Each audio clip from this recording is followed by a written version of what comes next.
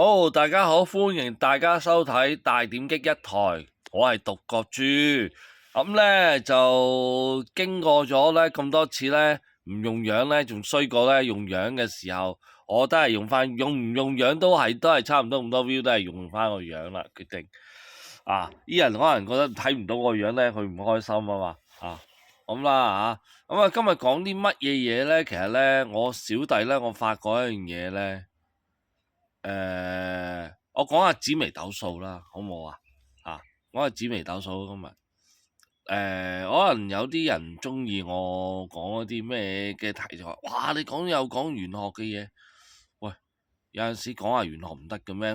喂，點解你做咩唔講動漫？喂，我講動漫你又唔聽嘅，咁我咪我講翻個耍家嘅嘢，咪講翻玄學咯，嗰啲咯，玄學都係我其中一範嚟噶嘛。你估我淨係得？你估得一兩範得一範嘢嘅咩？我唔係好似佢咁講是非噶嘛，講是非你都要有其他範數加入去先至興趣，先有癮噶嘛，係咪先？咁嗱，我講翻啦紫微斗數咧，其實咧個講法，啲人咧就以為咧，喂，紫微斗數只係用喺命盤上去睇人嘅嘢嘅一生。其實唔係㗎，其實都唔係。你睇屋企隻貓狗都可以㗎，原來我發覺屋企貓狗都可以睇到㗎，咁神奇，係㗎，真㗎。你可以睇到你隻貓幾時死嘅都得㗎，check 到㗎，唔係講笑㗎，有陣時睇到㗎，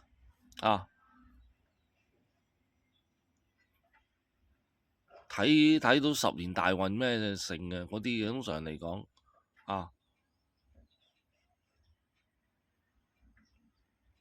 不過你可能就睇法又唔同，點計算方法又唔同，因為貓嘅年歲同佢嗰個同人嘅年歲有唔同噶嘛。咁嚟講，貓嘅年歲都係得嗰幾多年啊？你用人嘅年歲去睇都睇到嘅，試睇10年20年賣運咧都睇到噶啦，唔需要睇得太多嘅。咁啊已經睇到大概行幾多，同埋流年咁逐年睇咧都已經知道嘅。呢一年隻貓行咩運，貓狗行咩運，我聽落去好似哇大佬好似好迷信啊，唔係㗎。講真，其實咧點解要同隻貓睇紫微斗數咧？原因係好簡單嘅，因為咧貓嘅紫微，如果嚟講貓狗嘅紫微斗數點解咧？你萬一做主人好緊要啊！萬一隻貓行嘅時運唔低嘅時候，有病痛嘅時候咧，我哋可以喺嗰段時間做好準備做好準備。點解話做好準備咧？即係譬如話嗰段時間隻貓隨時有病嘅喎，咁點啊？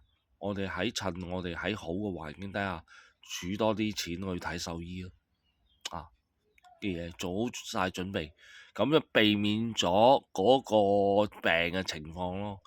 如果嚟講，你知道嗰個病去到嗰刻盡啦，佢壽命真係盡啦，捱埋到捱到嘅，可能多幾個月嘅時間嘅，咁咪你做多啲嘢咯如果唔得嘅，咪睇下過唔過到咯，過到嘅就咩啦，過唔到都係算噶啦，都係怨噶。咁我星座我點解我睇過啲貓咧，好得意嘅。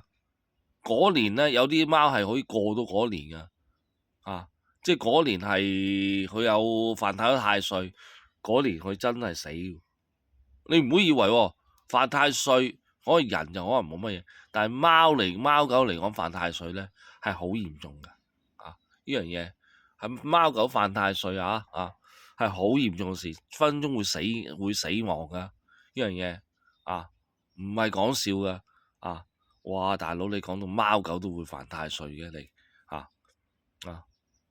咁呢樣嘢咧我唔係講笑嘅，絕對有咁嘅情況嘅貓狗係會犯太歲呢樣嘢。咁貓狗犯太歲通常個情緒又唔係咁好啊，或者有病痛啊呢樣嘢。病痛唔好就自然影響嘅情緒啦。貓動物都有情緒㗎呢樣嘢，咁唔多唔少都會影響㗎。咁亂咁，譬如可能唔舒服啊，成日冇咩精神啊，都係一種表現嚟嘅嚇。咁講到咁樣嘅話咧，哇！你獨角豬，你講到啲貓狗，哇！你都要揾人睇命盤，唔係咁搞笑，唔係㗎，有陣時就係咁㗎啦，攞貓狗嚟睇命盤啊！通常貓狗睇命盤咧，其實就好簡單，佢父母宮嗰啲你可以睇，父母宮通常咧好難講嘅，通常執翻嚟啲貓你唔知，但係生出嚟啲貓你知道佢老豆老母咧，你都可以睇到嘅，係對唔對嘅啊？